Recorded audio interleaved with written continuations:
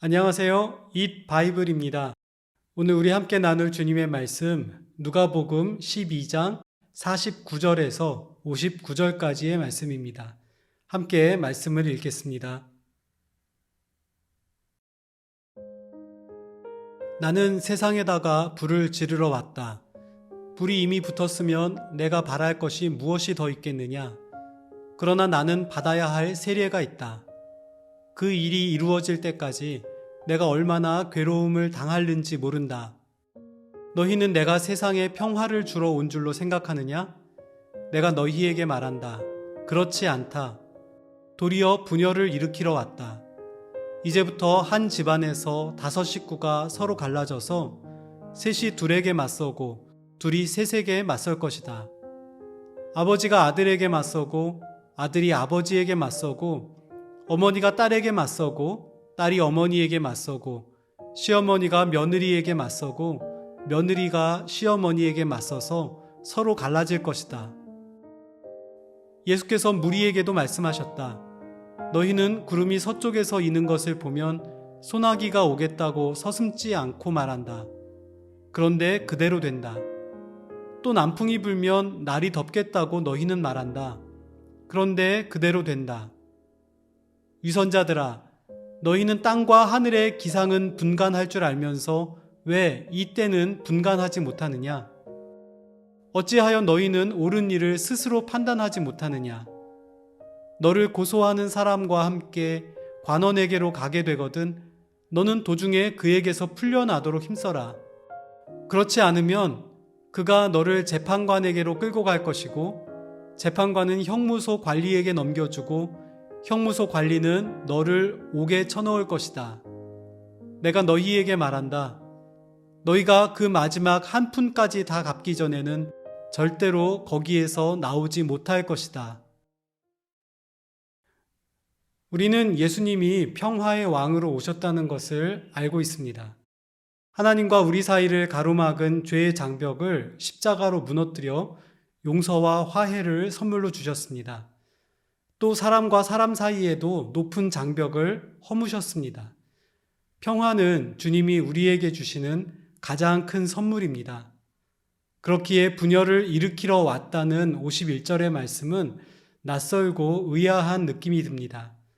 그렇다면 이 말씀을 어떤 의미로 이해해야 할까요?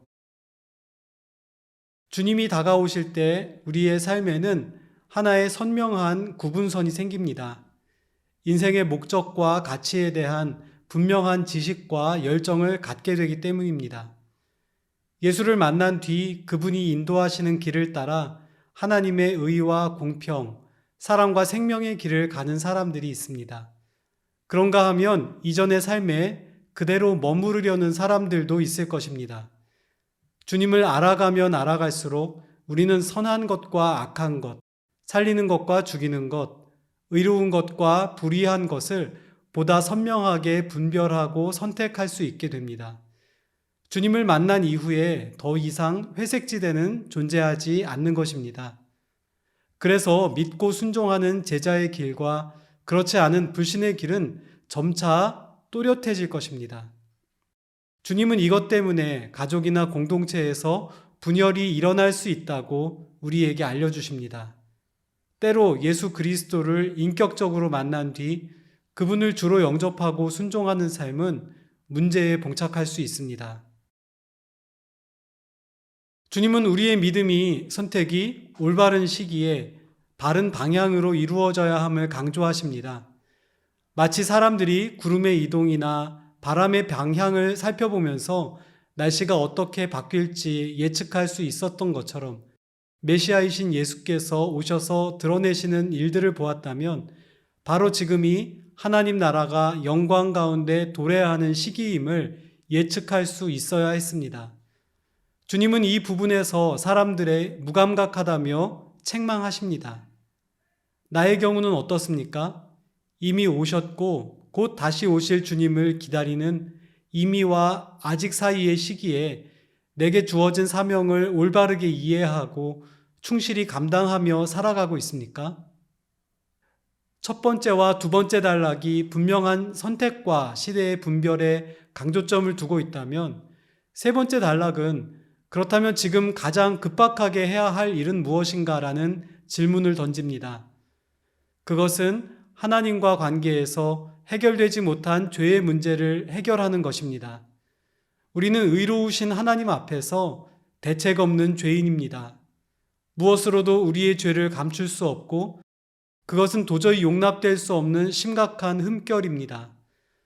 그러나 인자하신 하나님은 우리가 마음을 돌이켜 그분께 나아가기만 한다면, 즉 죄를 자백하고 회개한다면 흰 눈보다 더 희게 우리를 씻어주시고 용서해 주겠다고 약속하십니다. 우리를 이 무서운 죄에서 건지시고 용서하신 주님의 은혜를 생각하며 감사의 마음을 고백해 보십시오. 그리고 오늘 이 순간에도 거룩하신 하나님 앞에 생각나는 부끄러운 죄악을 회개하는 시간을 가지면 좋겠습니다.